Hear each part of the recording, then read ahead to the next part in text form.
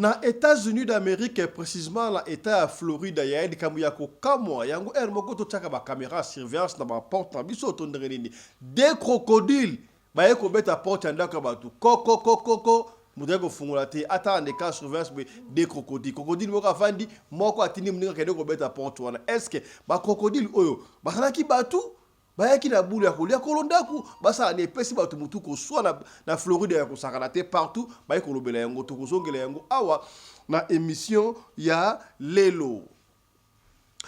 Encore une revenante congolaise en Chine ya congolaise oyo na kombo ya Mimi azalaki mwana kitambo atekaka ba plante adefisaka ba plante kasi likambo ya kokamwa étudiante mususu kombo na Irène mwana Irène ba petite sœur na bango ya quartier akenda kotanga na Chine bandakala akutani do Irène mutrai étudiante a vivre normal akufate akutani na Mimi ya quartier akala revenante ndoka Mimi asakufaki déjà depuis le 24 avril 2024 a habité à Pessie Koli akende pa na bango akende kotika na Kinshasa lokola mwana mwasi o Irène étudiante abandaki kokende vacances na Kinshasa likambo ya somo boye yango tokosola yango awa na émission ya lelo. Voilà, ancien président ya parlement provincial ya Congo central mwana mboka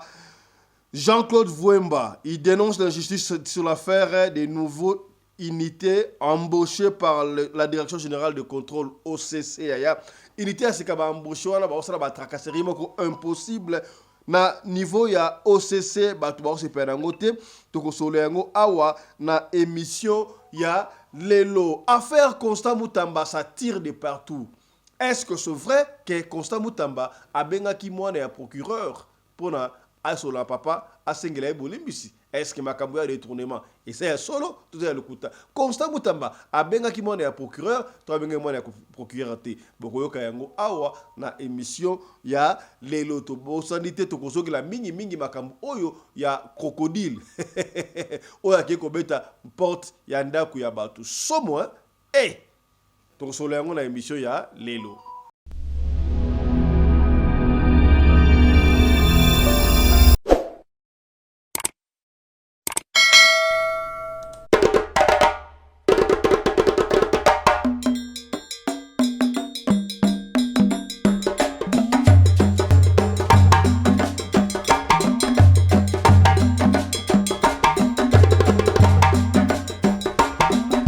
Mobali mbinga na mwina ngolo aboya hydroquinone soki ezotambola basheri bazokwea mayanga na retrouve douce tendresse affection epa na yo nasalelo nini mpo ndimake na kupendaka sana shitakwacha pelende wenjoro yangu dans mon cœur tu occuperas toujours la première place. Mbote na bino bandeko balandi ya radio de télévision bisika nyos tubozwami. Merci la confiance pe fidélité bozali kopé sa programme oyo radio lokole masolo et pa wapi chaque fois tokuta na ka pona ko solo la makambo zali koleka na communauté na biso africaine na sera pe chaque fois soki okoti signala ka biso ozali wapi ozali na Mozambique ozali na Swaziland ozali na Afrique du Sud Pretoria Cape Town ma thinking wapi Witbank Val ozali na Suède, na Venezuela, na Brésil, na France, na Belgique, c'est là que drapeau ya mboka ozali pour tanto yeba ozali ko na biso à partir ya wapi. De toutes les façons, bisi ko na biso mbote na yo pe mardi elamu esika wapi bo zwami. Ngai kombo na ngai Fiston Pelende tata ya Sedek. Soki mbali boso otala biso to senga kana yo o s'abonner. Soki o s'abonner ko bosa na te ko fina cloche à notification pona yo orataka programme na biso ata soki mukete soki osilisi awa s'abonner awa kende pe na deuxième chaîne na biso na YouTube obetika ka Afrique Masolo TV okomona photo na ngeko bima wana yo osabone soki osilisi na lombango to kende pe na TikTok ya na TikTok obetika ka Fiston Pelende au moins ko apparaître wana au follow biso pour kala mingi te to bana ko sola macho kwa macho biso na bino macho kwa macho na TikTok. Est-ce que comme c'est que bien voilà ya to ko badali boso na lisolo o salami ya masolo to ko beteli ko bangisa. Moi je me demande est-ce que la tango ya kala masolo ya boye pesa la kana ngo Pour na kaka tozalaka na réseaux sociaux te ya to bande ko yeba te to ndenge nini. Oui, c'est vrai masolo bezaka pe kala, mais siko la monnaie comme annexé. Encore une revenante congolaise na Chine. Il y a toujours une histoire on a détail na ba combo pour ba pesi biso ba combo to bete yango mutu a pesi yango ye moko la concerné papa fiston mutu musu te ngai mo na viva yango. Qu'est-ce qui s'est passé? Jeune fille oyo boyebi ke ratango ndenge ba gouvernement coopération na gouvernement chinois na gouvernement congolais ba pesa ka ba bourse d'études n'est-ce pas? Moi la moi si oyo tanga soki diplôme d'état na ye on nzela ya papa na bango ba collection ka ndeza la ka bref. Moi, moi, si, comme on a Irène, une jeune fille, a qui bourse ya oketanga na Chine. Akende otanga na Chine, banda kenda kotanga do 3 ans na Chine. Akende otanga na Chine, a silisi, a tikala kozonga te a continuer licence na ye. Alors, tanga ba la première licence et comme ça là que banda kenda 3 ans azonga raté. Si ko tanga ba di première licence ba zuma vacances moko ya 2 semaines. Elle s'est dit ça va, na kende Kinshasa. Moi, une semaine et puis n'a kozonga. Mais le kola ba meche bele to la taka ba kabelo bloque bele utaka na Chine. Alors bi na meka ko somba moi 2 3 ba kabelo kanga ndesa la sala moi valise moko boy o musuna ko pesa ba famille moi kala musuna ko teka ce qui n'était pas mauvais. Tangu Irène a continué na magasin moko boy. Irène je rappelle il s'agit moi na Kitambo magasin. Tangu Irène a continué na magasin moko songo le ska ba kabelo le stuana. Irène a coûté une grande sœur na bango moko ya quartier. Grande sœur à quartier parce que ba pire te mais quand oui nous la Congo rat. Pour faire na quartier moko ebi ke wala ya ba kingani. Ya ngope asala ipe kam ya camarade na été. Ba ebi ka non ya kingani ateka ba kabelo. Ya ngo à l'époque asala ki na boutique ye avant akende kutu Chine. Asala ki na moi ba nga ngo établissement sur boutique avec ba kabelo na ye. Ya on a ba kabelo musuba na na Chine bande ko ya donc on ba kabelo ce qui n'est pas mauvais a koba ipo ko na Chine azoya na ba kabelo tango akute na grande sœur wana grande sœur bango ya Kitambo ya côté moko kompo ya grande sœur ango Mimi bakutani boy oh itanga moni oh mais yo grande sœur ya quartier te ya Mimi o ateka ba kabelo te aboti courage. Irène a beaucoup de courage à Kepa. Eh, ya Mimi, oh, Boni, comment tu vas? Yo Susnani, oh, te, ngai Irène était, na fa na lopango interne, ah, ok, na Monica, to bade ko so ba kamelo pana yo. Na sa de coiffure na to bana ya biso na siku. Ah, Boni, osa awa bi ngana ya kotanga awa badaka na Chine awa, mais na lingina la kende siko au Kinshasa, ça fait pratiquement 4 ans la kende katena sur la kende na vacances oyo. Na sek déjà gradué siko licence. Toujours moi congé à 2 semaines, là qu'il y a une semaine à Kinshasa, c'est pourquoi on a profité na ngaipe na somba moi bakabe le bureau avec Mike pour la que de côté na Kinshasa. Mbala moko Mimi la revenante à bi oh. Yes ko avant miaroba, il na tuni Mimi. Oh, yo o sa ni ka sa na Chine habité ngana na yeko so ba marchandise muke ya salon na ngai. Na ko somba bloka Mike mais na ko sala un mois awa. Le col yo lobi okende ok dans 2 jours. Pour me zate ezana cliente moko boye. Azo tungu sa fort na FC que no asela ngala kwa un mois alingita ke ko sala makele pa na biso kuna.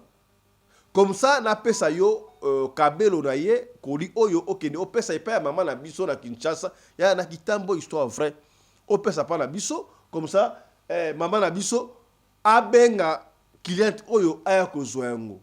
Si vous avez vendu wapi oya Mimi non ngala na hôtel bon quelque part awa. Ira na lobby ya Mimi la revenante a même un hôtel. Ba kota na hôtel pe na chambre na vo ina suite pe na 2 chambres ça doit faire na yimbo ba kota ta suite. Ya mukena makambo. Mukena makambo.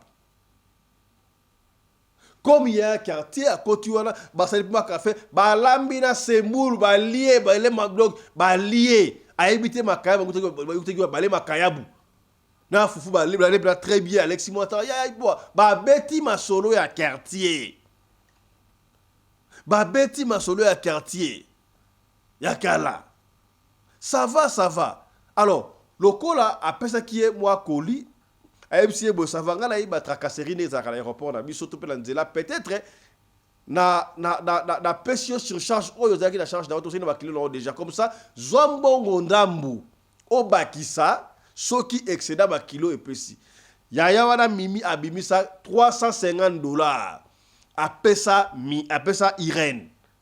Ça va.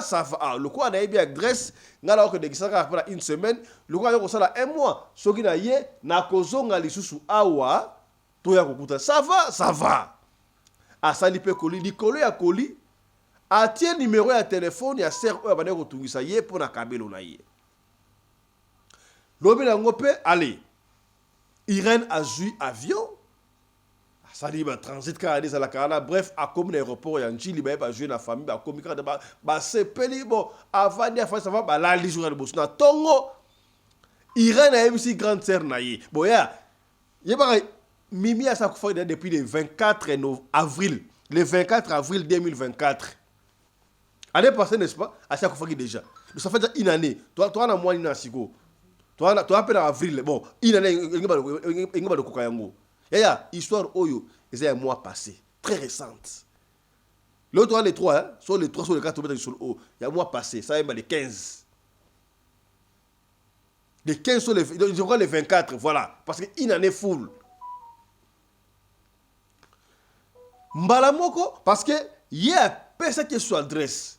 Alors, Irène a aussi grande sœur non en tout cas la salle ba coller ba tu awa to gotika na kokuna na quartier na ke de gotika Koli ya sœur moko tozaki na Chine batu ya famille pe idée pe kututé po ba yeme sala makarango ke mutauti voyage a PCD moi ça va to gotikai alors ba bandi ko kende ba ça peut moi distance hein ba ça peut moi distance mais quartier moi distance ba tamboni ba ko ba solo ba comme si ko na lopangu ya ba mimi na revenante au moment pas ça lupango ezali me bandako sama ebele tango bakombi bakoti wana grande sœur ya Irène pe bulte bakoti bamoni papa moko afandi ah papa bonjour awande epa ba ya Irène oui ah papa ya Irène nini otena uti Chine na ye ya lokola maseki awande papa ya Mimi wa Irène mtotuna ah papa Mimi revenante Irène, étudiante, na Chine, bangode, ba congolaise, na Kinshasa. Siko, Irène a yé nanda ko siko yaba Mimi kotuna. Akuta na papa ba Mimi anakiwa. Et papa basalaka, papa qui fonctionnait c'est bêta ya sala sumu salate, ataka moi qui na coin, na sanzeta manga, ya ningsa makoloka kabui. Adule makasu. Koto sengle, na liputa mama. Papa boni papa ya Irène boni ça va ngana na Chine pesi ngai koli moko na ko pesa mama pour ma client na ye client moko déranger pour ma salon papa bi olobi nini abi na ina koli o ya Irène pesi nga pardon oyo ya Mimi pourquoi j'ai fait la confusion o ya Mimi pesi nga na ko pesa Mimi ya pozoloba kasi Mimi ya Mimi o ina salon kuna canapé na ebi avant la kende Chine to banda ko somba bakabelo pa na ye to banda sa suki pa na ye papa est juste abengi mama na bango mama yaka mama ye yoka bango mwana azoloba wana entre temps pedo ki omoni famille pe ya ba Irène ba yebi ke Mimi akufa ba sa quartier mais ba sa pe na quartier moko mais mo bosika ba kipagite ne sala kala quartier mutu moko akufi kuna o kipe benate yepele keli ayeba kiteke ba oluka Mimi wana mama abibe Mimi aposo luka apesi ko Mimi songolo pakala mais maramoko ya Irène abi Irène marami olo bala donc muto bisti ko luka osolo ba Mimi wa salo tika ba jolo bala ko mbalamoko mama ya ba Mimi akufa ça fait déjà une année yango ezokoka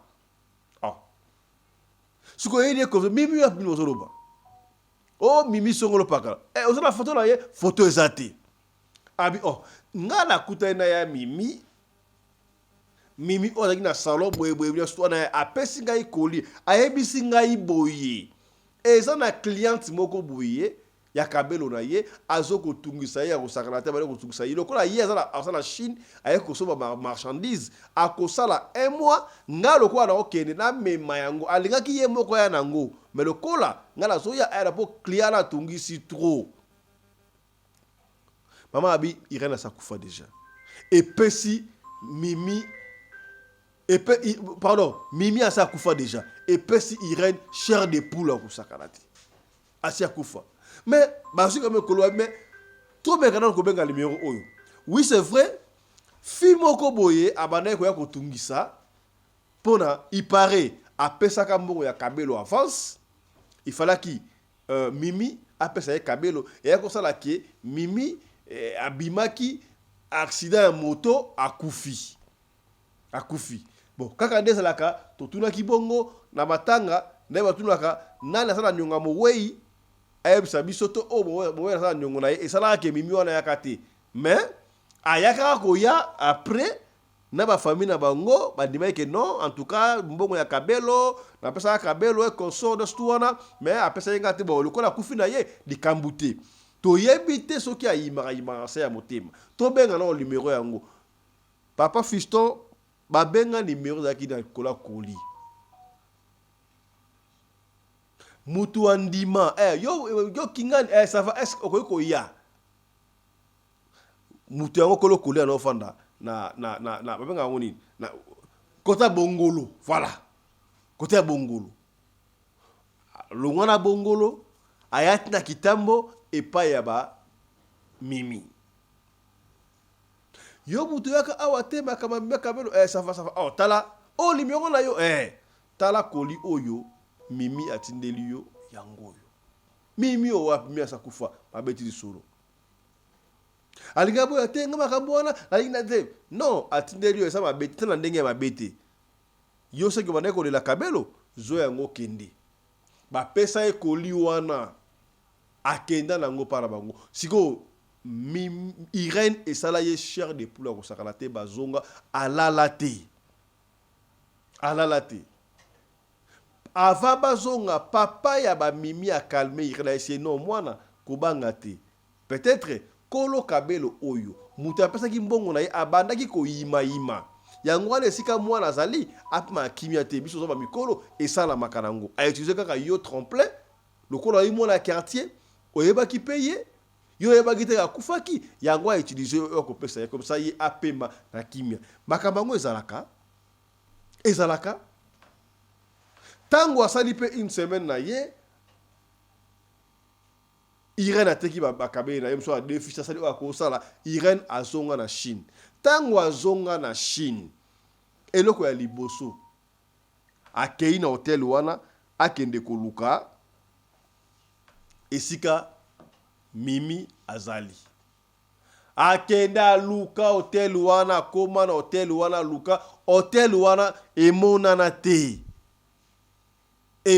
te comprenez que Mimi ayaki kaka pona aya kosisa nyongo ya mokili est-ce que tant balobaka y a pas de relation entre les vivants et les morts ezalaka ya solo toza ya lokuta donc tango tobetaka basolo awa batu bayike o bakena na odela kuna basalaka na ba prome bele yango wana tobetaka lisolo awa cérémonie ba honorable balobaka salaka attention batu ebele balingaka mbongo ya cotisation o mutu ba kufi cotisation il paraît tango salaka mbongo ya cotisation bo cotiser mbongo bokundi mutu tango bokundi mutu wana kuna bakendaka kofutisa ye mbongo wana kuna est-ce qu'il y a solo to ya lokuta tala kunseki tala kumamba émission wana eza na chaîne na biso tosolo wana ba honorable pendant 1h20 minutes salaka attention. Nous vivons dans un monde où il y a plusieurs mondes. Bisolo tout ça machiko. Bana kitambo. Oyo bazaki na nyongo na ye bana ya bongolo. Na bino pe bandeko ozalaka. Ah, mowe azaki na nyongo na ngai. Ya, soko na beso bafuta nyongo na yo pa mowe. Tango batunaka yebisa famille, bakopesa yo mbongo. Oyo mowe a defaki to pola ina yo sila na ke ya ko yima tana ye moko ko zonga aye ko pesa kabelo wana. Lisolo tobumela kiyo na tongo ya lelo yangoyo Mimi mwana kitambo la revenante akufi na Kinshasa akirobima na Chine. Makamona mokilo hein. Nous vivons dans un monde où il y a plusieurs mondes. Ça la attention. Pour le sambo kaka. O toloba kité. Tolobi. Voilà. Il y a un truc de sika boy na États-Unis précisément na Florida. Oh. Mutu afani kana ndaku na yaya banga amonika koko nini wana. Soki to betaki lisona munoko boy yaya bonga bondi mate. Ba bonga bondi mate. Nana zo beta porte wana yaya des crocodiles bangando. Bangando, ceux qui vous ont beaucoup la bangando. Bah que vous mettez le porte, que to l'été, ceux qui ne sait pas, ceux qui ne savent pas nini, bah ça des ngando. Ngando moka telemi, donc on a dit ma chef, a tini msoyo qui met ta porte. Muswana qui a mettre ta porte, a mettre ta porte. Kolonda quoi pas fungola. Heureusement, caméra surveillance là qui ya yo muto mesana so muto mettre la porte. Koko, allez, c'est qui ou fungoli sans tourna. Non. Soki mutu ko beta porte ndako na yo ezala loko batalaka otali loko wana soki oyibi mutu wana ça soki biete tuna kananu c'est qui ko fungula bonta bate soki ndeko afungula ki est-ce que ba alligator wana bangando wana balinga ba ko liaye ba ki na mission nini on ne sait pas et personne bilinga toute la image oyo o comprendre ma mari ça yo tala. Les États-Unis, c'est un autre niveau. Pardon, regardez.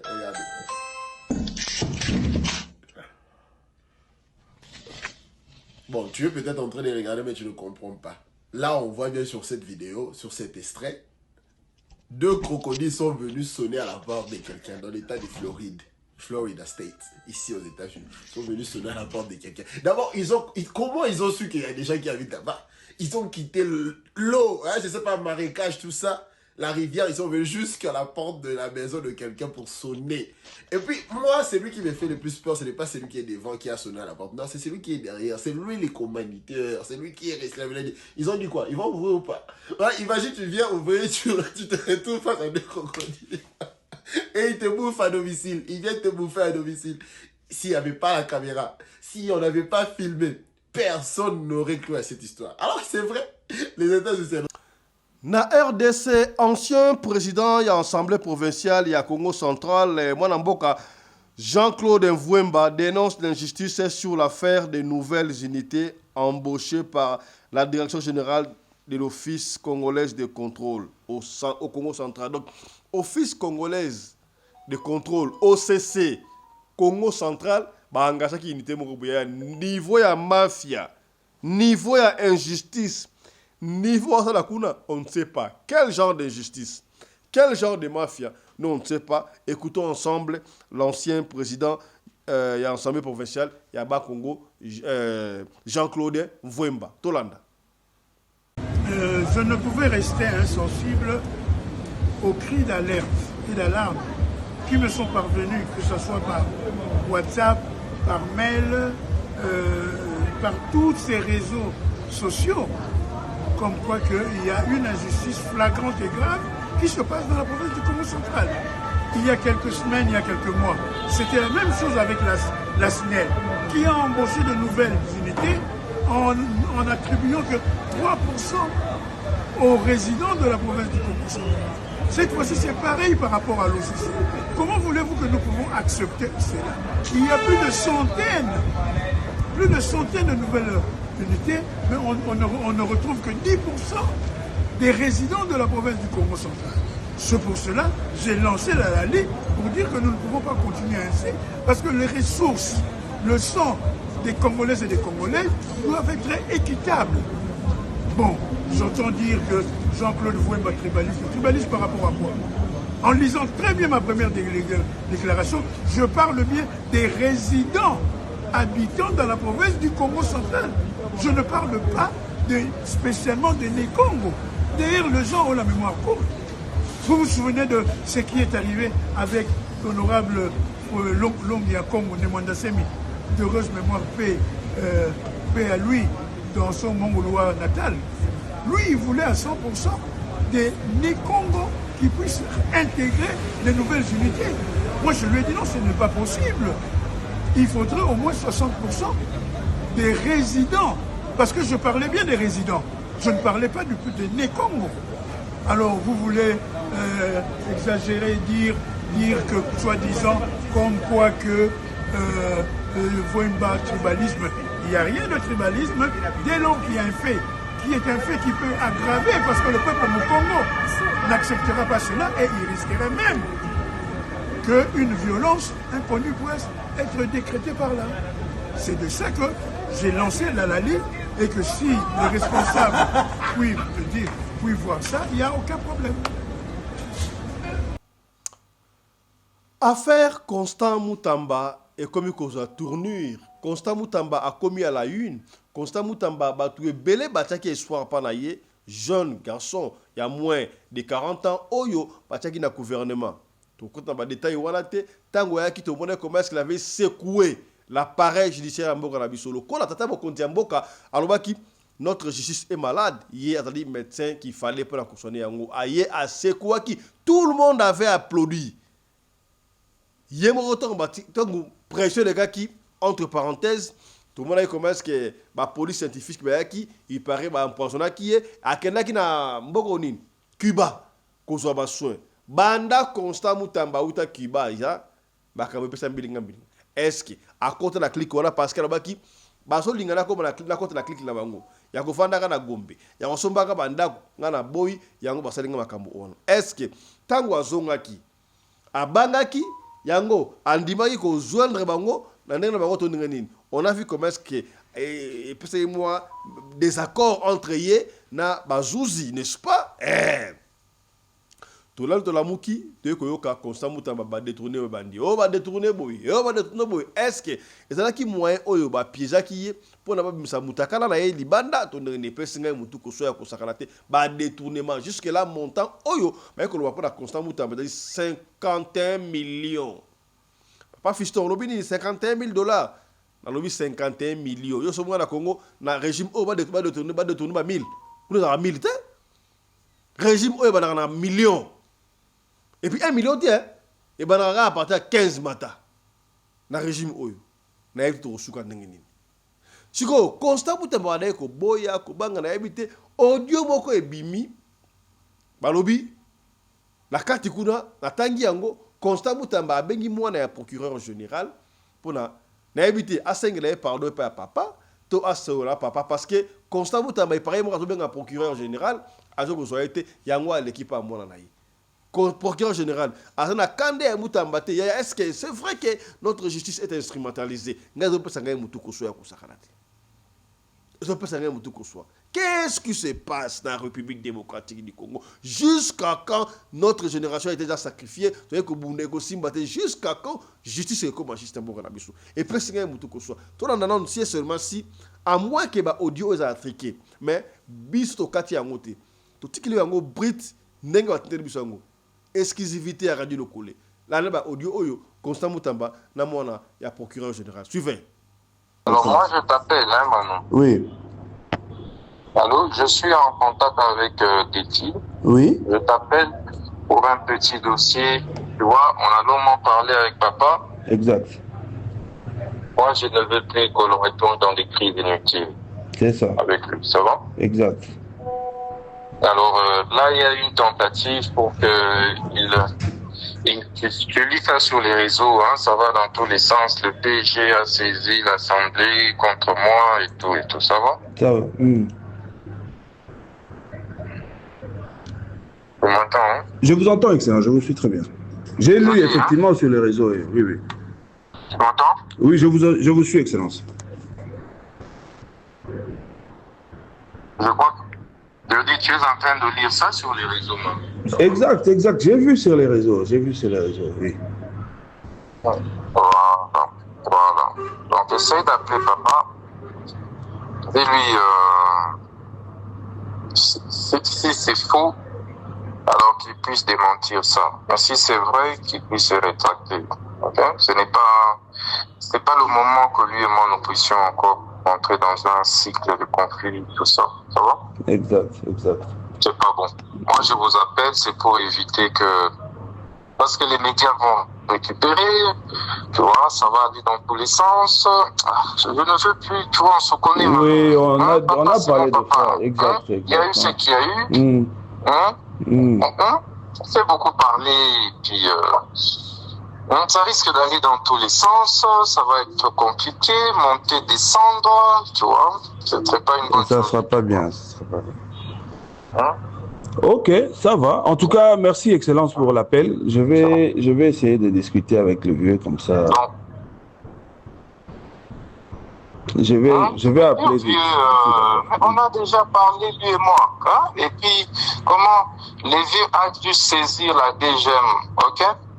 C'est ça qui m'a inquiété. Les vieux ont saisi la DGM contre 2-3 individus que je ne connais même pas. Ok? Et dans le contenu de la lettre, et sa lettre, les vieux avaient dû dire non, en complicité avec le ministre Constant Moutamba. C'est pas correct ça. Hein? Pourquoi les vieux agissent comme ça?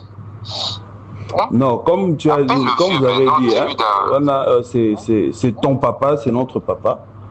Donc je vais discuter avec le vieux comme ça. Je vais vous revenir, Excellence. J'ai vu ça aussi sur les réseaux. Tokoli, mon frère. Tozokola. Hein? Tokoli. Hein, mon frère. Hein? On a parlé plusieurs fois avec papa. Moi, ça me gêne maintenant. Tu vois, mais est-ce que tu n'as pas pris le soin de l'appeler, Excellence? J'ai appelé, on a longuement parlé. Tosoli Mingi, le week-end passé. Mingi Penda. Azaïna Boma, non? Azaïna Boma, oui, effectivement. Azaïna Boma. Oui, nasopeli na mingi via Azaïna Boma, Belinga di Kambote, Azonga. Pendant ce temps qui, en principe, il fallait tout le monde en Elelo. Mais dès qu'il y a une image na Facebook.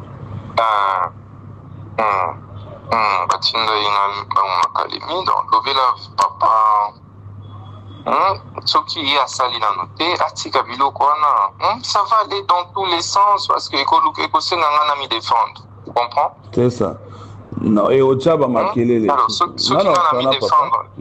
Ekotia Makelele, ça ira dans tous les sens. En fait, ça va encore créer des camps. Tu vois? C'est ça. Ekosé n'a en tant que ministre, n'a pas à agir. On en a acte moko contre vieux. Mais puis, président d'à côté partagé, puis ça ira dans tous les sens. Tu as compris? En fait, les dossiers risquent d'être politisés pour rien. Pour rien.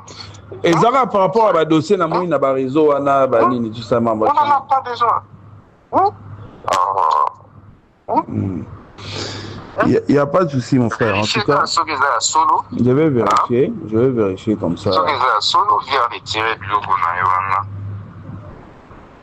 Il y a qui a un rapport avec le Sewana, non? Mais ça qui va bêtise. Quoi, pas bêtise? Ben vieux Sikoyo, ben vieux. Mais moi, Nazolo, Balingi n'a pas problème. Nazoko et Ande Toko et Alisso n'a pas bêtise et Anini Yakala. Tu vois? Bon, ça me gêne. Ils ont gêné là, quoi, tu vois? Ah, papa, Zanini, tout ça. La dernière fois, c'était la même chose. C'est Bandai Kaboui. Tu vois? Quel est l'intérêt que toi, Nango, a créé quelqu'un inutile, papa? L'intérêt, Nini, je sais non. Yana lobela ma vie, monanga le roi, Deti, monanga le roi, Manu. Hein? C'est ça. C'est le Camboyali, Obenga. Hein? Obenga, Naza Mwana. Et na yoki boy, na moni, tout le monde a linga eza boy. Et puis ça passe. Hein?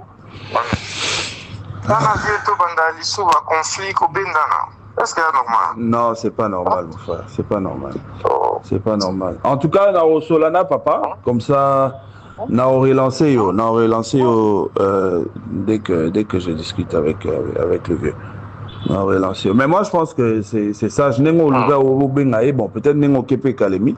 Sur Ozongi, comme tu es au lobby, donc voilà, là, papa n'a vu surtout. Donc, aux Angati, au Monaïe, Bosolo. Moi, j'étais très content de la démarche de l'autre fois, au Monivier, au Epsinga, que voilà, au Sali Table Rase, tout. Donc, voilà, vous servez tous un même chef. Donc, moi, je pense que... Et puis, là, les lotés, voilà. Oui, mais le même chef. Vous servez tous le même chef. Première fois. Même pour ces dossiers, ça va? C'est pas... même pour ces dossiers. La vieux, quoi, alerter, que attention. Là, le Bélanga, que Yondo a derrière dossier. Non, Bélanga, qui vient, non?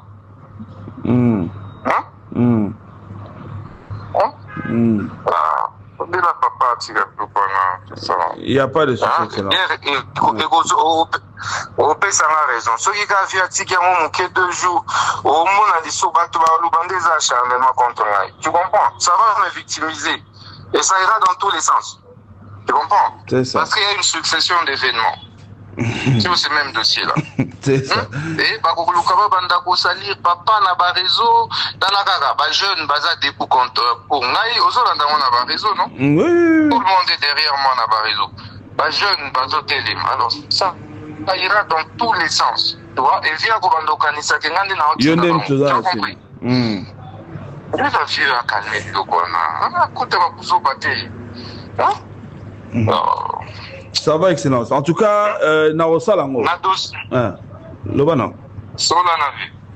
Donc là, je m'abstiens d'agir, j'attends que vous Solana et ce qui a posé qui acte à m'y retirer Namilowan. D'accord. Narosolana vient comme ça, Narozongé. Merci beaucoup, Excellence, pour la Ok, merci.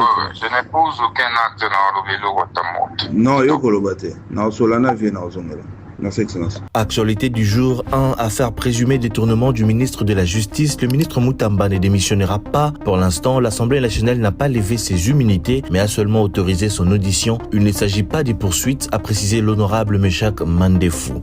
2. Le président Tshisekedi a nommé M. John Nyakeru ambassadeur de la RDC en Afrique du Sud. 3. La Banque mondiale va disponibiliser un financement de plus de 200 millions de dollars en faveur de la ville de Kinshasa pour renforcer la gestion des déchets solides et prévenir les inondations. Le gouverneur vient de faire valider un important projet d'appui à la ville. 4. Bonne nouvelle, le nouveau passeport biométrique sera délivré en 10 jours ouvrables à Kinshasa, 15 jours en province et durant 20 jours pour les Congolais de l'étranger selon le ministère des Affaires étrangères. 5. L'apôtre Roland Dalleux annonce la sortie de son livre intitulé Savoir se relever après avoir reçu des coups dans les ministères. L'auteur révèle que les coups dans la vie sont des moments de révélation sur soi-même et sur les autres. L'œuvre paraîtra ce 1er juin de 14h à 18h au bureau de Dallo Ministry, 6 avenue Konda Konda, quartier Basoko, à Kinshasa. Vous êtes tous invités. C'était le message que je lance aux étudiants, aux intellectuels,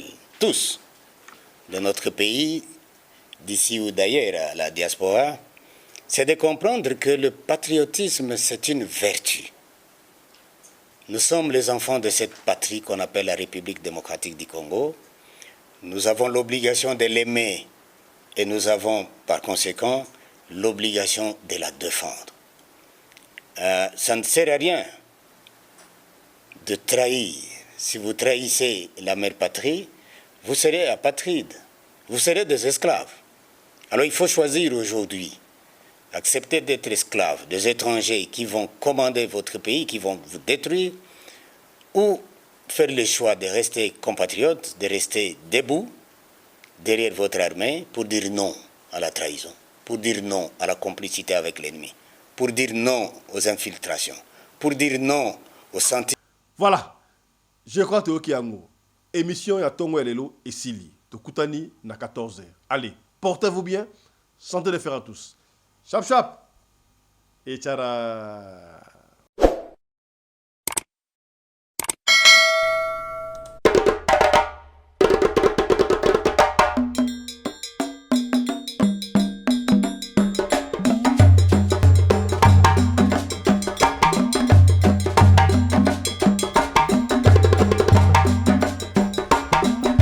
mobali mbinga na mwina ngolo aboya hydroquinone soki ezotambola basheri bazokwea mayanga na retrouve douce tendresse affection epa na yo nasalelo nini mpo ndimake na kupendaka sana shitakwacha pelende wenjoro yangu dans mon cœur tu occuperas toujours la première place.